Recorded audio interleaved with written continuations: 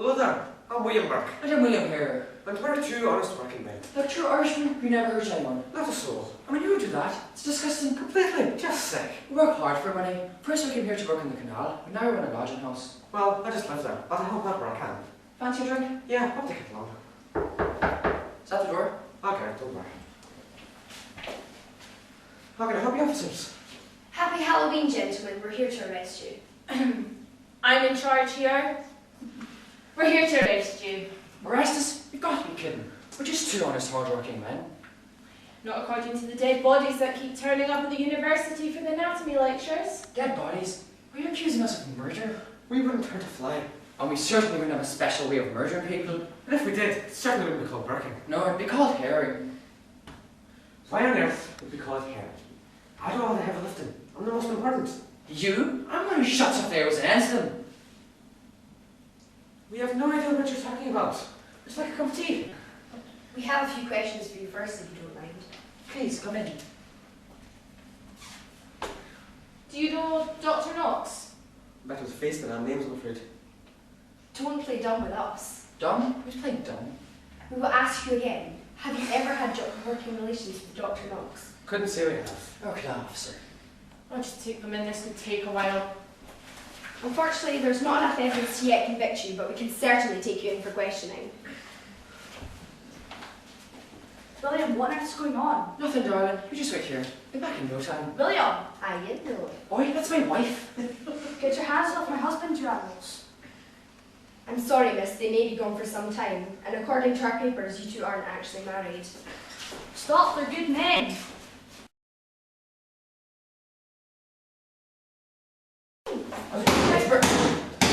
Silence in court. This session is now in order. William Burke and William Hare, you have been accused of murder. The number of bodies associated with yourselves is yet to be determined. It's got to be at least 10. Shut up, Burke. I mean, what isn't? Quiet. William Burke to the stand, please.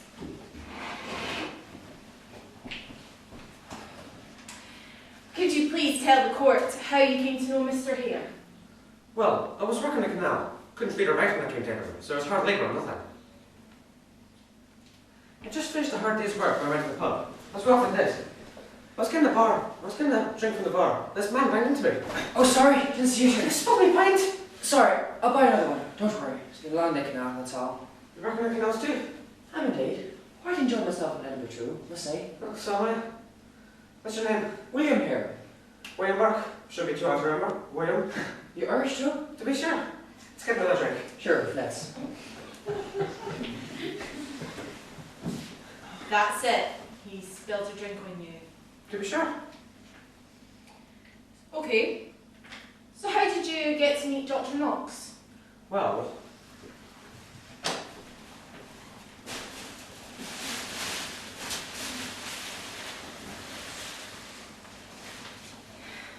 Well, I'm afraid I can't show you actually what this would look like. Well, no.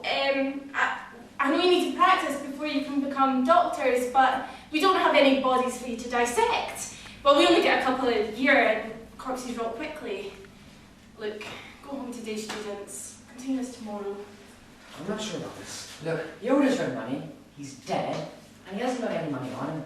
So how else are we going to keep the lodging house going? What if he doesn't want the body? Look, he needs bodies. We need money. Donald died naturally. We're not doing anything wrong. Okay. Dr. Knox, I presume. May I help you? Goodness, man. What have you got there? Heard you were struggling for bodies. Thought we could help out. I have no interest in murder, gentlemen. My bodies need to be clean. No cuts, no marks, no bruises. Good condition. Ah, but as you see, a friend of ours passed away. The family to notice, no friends to care. Good as new. Let me have a look.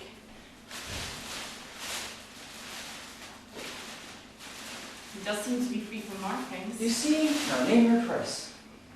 I don't know about this. Do you want the next generation of doctors to have a chance at saving people? Practice. They need knowledge and practice.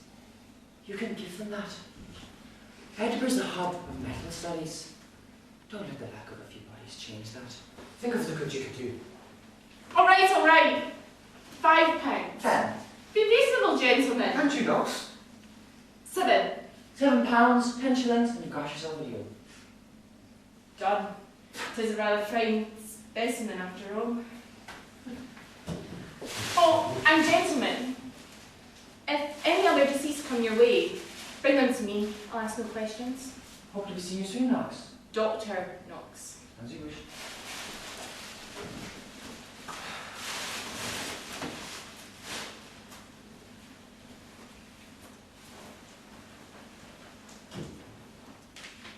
Well, Mr. Burke, can you tell us how you met Dr. Knox? You see, I just finished a day's work in the canal, and I was in the pub, and this man banged into me and spoke me pint, and we became friends. Sounds very similar to how you met Mr. Hare. Happens all the time in the pubs in the mile. Busy places. A likely story. Funny, isn't it? Mr. Burke, we have no time for jokes here. Is it true that you in fact met Dr. Knox as you sold him the body of a deceased man in the hope of recouping the rent he owed you for a room in your lodging house? Certainly not. And is it in fact true that you, Mr. Burke, went on to deliver several more bodies, 3 by April 1828 and a further 10 by October that year?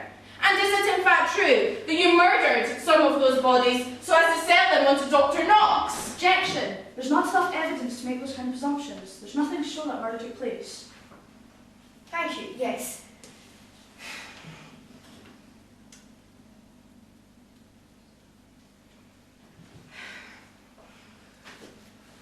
Is that all, Judge? Yes, sit down, thank you. Thank you. May I say, it's a lovely week here. Sit down, Mr. Burke. This is a courtroom, you're not in the pub now. What's next? The next suspect, Judge. Ah, yes. Gets a bit confusing when they have the same name, isn't it? Mr. William Hare to the stand, please.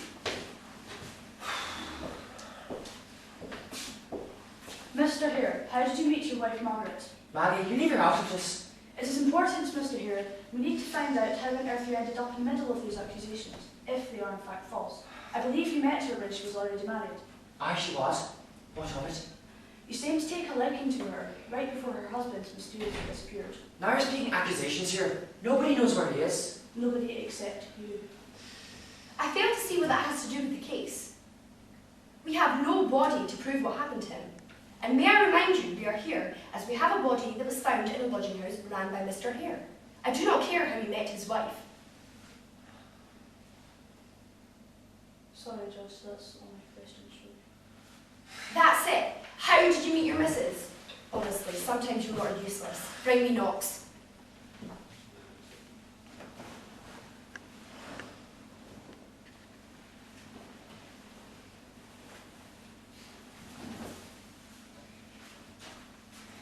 Dr. Knox, how did you meet these two young gentlemen? He brought me some bodies. I thought they were legitimate. Legitimate, Dr. Knox? Is there any kind of dead body that can be found legitimately? We get bodies for our anatomy lectures to let the students see what they're dealing with. But not from strangers off the street. Are you saying you thought they were officials? No, You what, Dr. Knox? Thought these people were still alive, were willing and consenting to you opening them up? No, Explain to the court then why on earth you were accepting dead bodies from two strangers without even any suspicion of murder. I thought they were grave diggers, okay? People that took already dead bodies. There was no bruises, no markings, no force. I assumed they'd all died naturally. Grave robbers, Dr. Knox? Yes, sir, I thought they were grave robbers. Did you know that grave robbing was illegal, Dr. Knox? I did, sir. Thank you. I think we've heard enough from you now, Dr. Knox.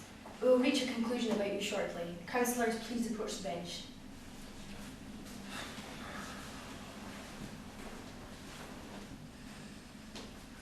Well, this is a mess, isn't it? Yes, sir. We need to get one of the Williams to confess. We need to pin it on one of them and make an example. Which one? One of them is married, sir. Spare him. Ah, yes. I want to hear from her too. What about Knox? Far too valuable to lose in this society. Give him a new identity and send him to London. He can carry on his work there, hopefully more honestly. I will go get Maggie, his wife. We can hear from her next. Be quick about it. We need one of these men hanged so the people of Edinburgh can see how serious we are about crimes committed here. Plus that, and I'm getting rather bored. It's all rather exciting, isn't it? Sir? You know, there's been a murder and all that exciting stuff. Yeah. Margaret, please take to the stand. I have nothing to tell you except that you are wrong. I haven't asked any questions yet. Margaret? It's Maggie. Margaret. How did you meet here? He was looking for a place to stay. He came into my lodging house. I ran it with my husband at the time. Phil man he was, short, fat and smelled like roast potatoes. Then Mr. Hare came in. He was different. My husband disappeared a few days later. Mr. Hare was often kind to me, offered to help me with the house, and before I knew it, there was something of a night on. How touching. And what do you know about his friendship with Mr. Burke?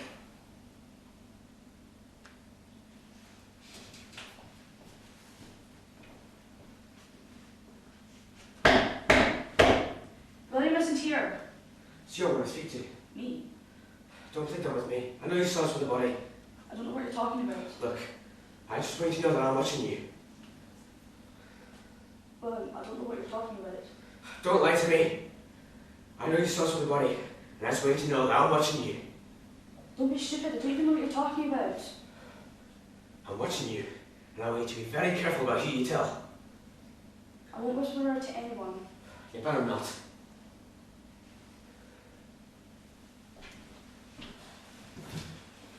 I hardly knew him at the time, to be honest. He was often around the house, but I didn't speak to him. I just got on with my work. Well, this is getting us nowhere. Court adjourned. We will stop for an hour and collect our thoughts. Knox, stay here.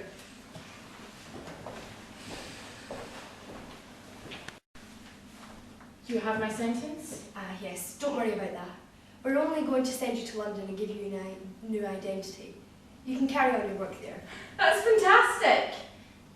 Do you mind if I offer you some advice? Go on, I have nothing but liquor in my brain. Get Hare to confess. He's more selfish than the other one. Offer him the king's evidence, and he will tell you everything. With the promise of him getting off scot-free, you can hang Burke, have your public warning, and let him go back to his wife and his pathetic little life as a newly made man. I like your thinking. Well, thank you. Want to stick around and watch? Naturally. I've changed my mind. Everyone back in.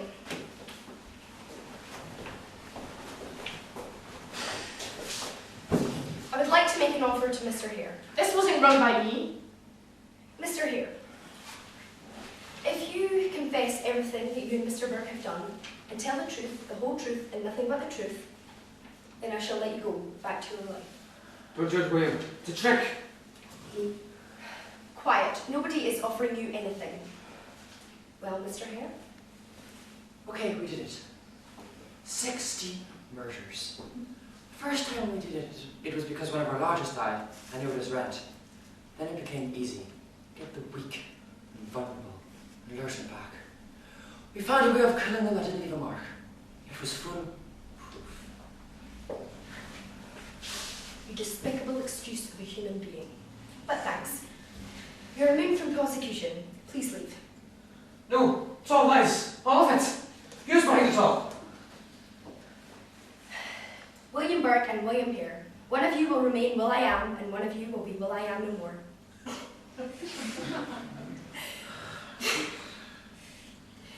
William Burke, you are sentenced to hanging on the 28th of January in the morning. This is a public execution and we expect around 25,000 to attend. No, please don't. I'll tell everything too. Oh, do shut up. William, I'm so glad you're okay. I thought I'd lost you. No, just poor William.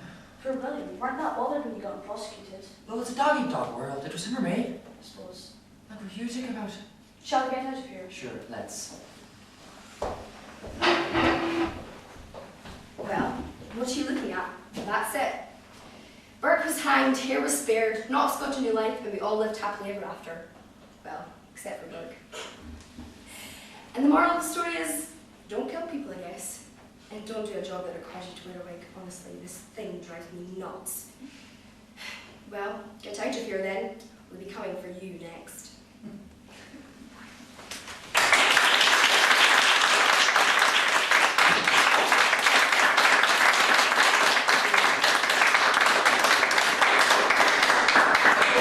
Undone the stair, in the house with Burke and Hare. Burke's the butcher, Hare's the thief, knocks the boy who buys the beef.